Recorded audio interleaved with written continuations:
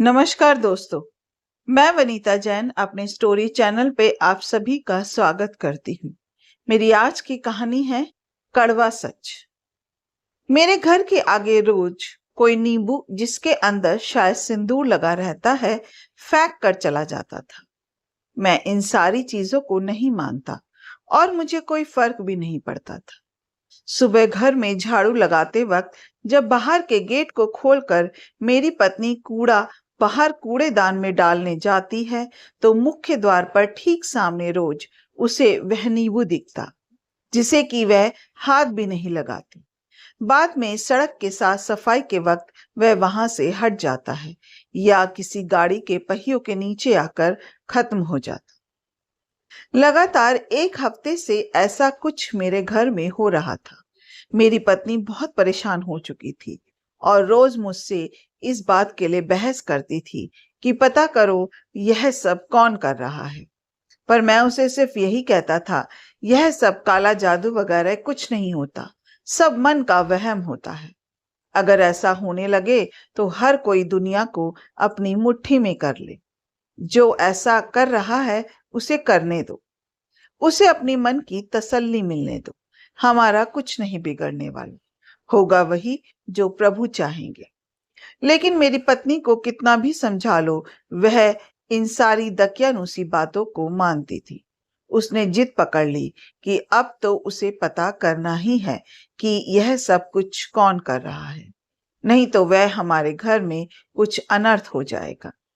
इन सब पर यकीन ना होते हुए भी पत्नी की जिद के आगे मुझे झुकना पड़ा और मैंने अगले दिन अपने घर के हॉल के बाहर सीसीटीवी कैमरे इंस्टॉल करा दिए, जो कि सड़क तक की रिकॉर्डिंग आराम से कर सकता था।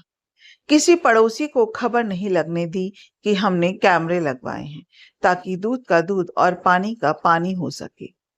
अगले दिन सुबह फिर नींबू हमारे गेट पर था और हमने सीसीटीवी कैमरे की रिकॉर्डिंग देखी। देखकर हमारे होश उड़ गए। उस नींबू को मेरे छोटे भाई ने लाकर मेरे मुख्य द्वार के आगे रखा था। मुझे तो यकीन नहीं हो रहा था कि बगल के घर में रहने वाला मेरा छोटा भाई ऐसा कैसे कर सकता है। मुझे इन सारी चीजों पर कोई विश्वास नहीं था, लेकिन फिर भी आज मुझे दुख हो रहा था इस बात का कि आखिर मेरे छोटे भाई ने मेरे साथ ऐसा क्यों किया। मेरी पत्नी भी यह सब कुछ देखकर हैरान थी। हम दोनों भाइयों के बीच कभी कोई विवाद नहीं रहा था, किसी भी बात को लेकर। माता पिता के गुजरने के बाद सारी संपत्ति हम दोनों ने बराबर बांटी थी और आपस में प्यार मोहब्बत से रहते थे। आज दिल टूट सा गया था। मुझे कुछ भी समझ में नहीं आया। मेरी पत्नी को गुस्सा आ रहा था और वह अपने देवर देवरानी से लड़ने के लिए जाना चाह रही थी, लेकिन मैंने उससे बोला, तुम चुप रहो और अपना काम करो, मैं छोटे से बात करके देख लूंगा। पत्नी ने बोला, अब बात करने वाली कोई बात नहीं है, यह बहुत बड़ी बात है। सगा भाई होकर वह ऐसा कैसे कर सकता है। मैंने किसी तरह से अपनी पत्नी को समझा बुझाकर उसे घर के कामों में व्यस्त कर दिया और अपने छोटे भाई के पास किया। भाई ने हमेशा की तरह बहुत प्यार से मुझसे बात की और अपनी पत्नी से मेरे लिए चाय बनाने को कहा। थोड़ी देर में चाय आ गई। मैं भाई से इधर उधर की बात करने के बाद मुख्य मुद्दे पर आ गया और बोला कि मेरे घर के मुख्य द्वार पर रोज कोई सिंदूर लगा हुआ नींबू फेंक कर जा रहा है। मेरा भाई अनजान बनते हुए बोल रहा था, अच्छा, ऐसा कौन कर सकता है। उसके बाद मैंने आराम से बोला, यही जानने के लिए कल मैंने अपने घर में सीसीटीवी कैमरे इंस्टॉल करवाए थे। अब तो मेरे भाई के चेहरे का रंग उड़ गया था। उसे समझ में नहीं आ रहा था वे क्या बोले। वह मुझसे नजरें नहीं मिला पा रहा था। मैंने अपने भाई से पूछा कि मुझसे ऐसी क्या गलती हो गई थी कि उसने मेरे साथ ऐसा किया। मैंने अपने भाई से साफ साफ बोला, देख भाई, मैं इन सब बातों पर विश्वास तो बिल्कुल भी नहीं करता, लेकिन तुझे यह सब करता देख आज मेरा दिल में बहुत दर्द हुआ है। हजारों टुकड़े हो गए हैं मेरे दिल के। बस इतना बता दे कि मुझसे ऐसी क्या गलती हो गई कि तुमने मेरे साथ ऐसा किया। मेरा भाई और उसकी पत्नी मुझसे नजरें नहीं मिला पा रहे थे। धीरे धीरे हकलाते हुए मेरे भाई ने बोला, भैया, आपने कुछ भी नहीं किया है। बस आपकी दुकान मेरी दुकान से ज्यादा अच्छी चलती है और आपकी आमदनी मेरी आमदनी से दुगनी है। मैं भी चाहता था कि मेरी आमदनी बढ़ जाए।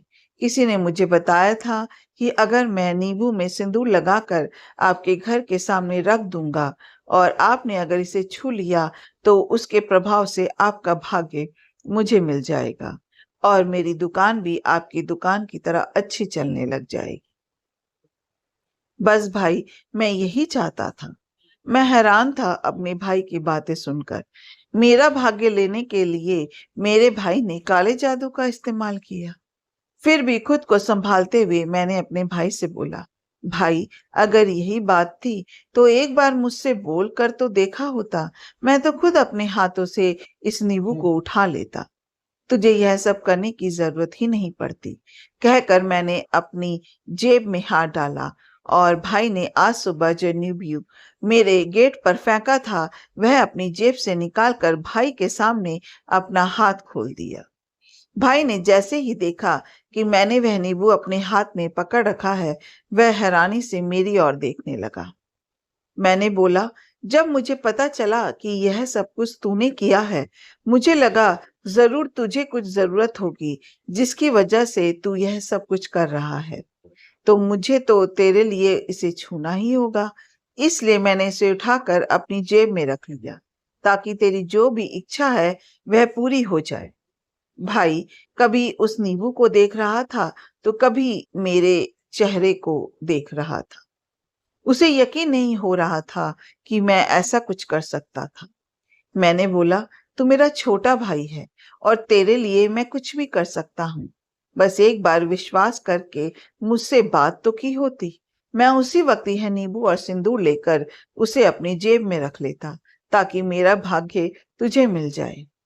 मेरा भाई शर्म से जमीन में गड़ने को था।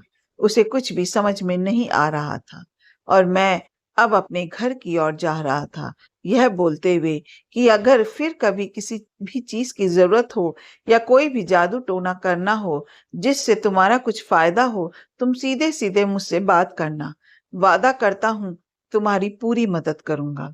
और मैं अपने घर की ओर जाने लगा, लेकिन पीछे से मेरे भाई ने मेरे पैर पकड़ लिए और रोने लगा। उसे अपनी गलती का एहसास हो गया था। वह बोल रहा था, भाई, मैं तो सच में आपसे ज्यादा भाग्यशाली हूँ जो मुझे आपके जैसा बड़ा भाई मिला है। मुझसे अधिक भाग्यशाली दुनिया में और कौन होगा। मैंने अपने भाई को उठाकर गले से लगा लिया और भाई ने मेरे हाथों से वह नींबू लेकर डस्टबिन में फेंक दिया। अपना कीमती समय देने के लिए दिल से शुक्रिया। अगर आपको ये कहानी अच्छी लगी हो तो एक लाइक कीजिएगा, शेयर कीजिएगा और मेरे चैनल को सब्सक्राइब करना मत भूलिएगा। फिर मिलते हैं एक नई कहानी के साथ। जय हिंद।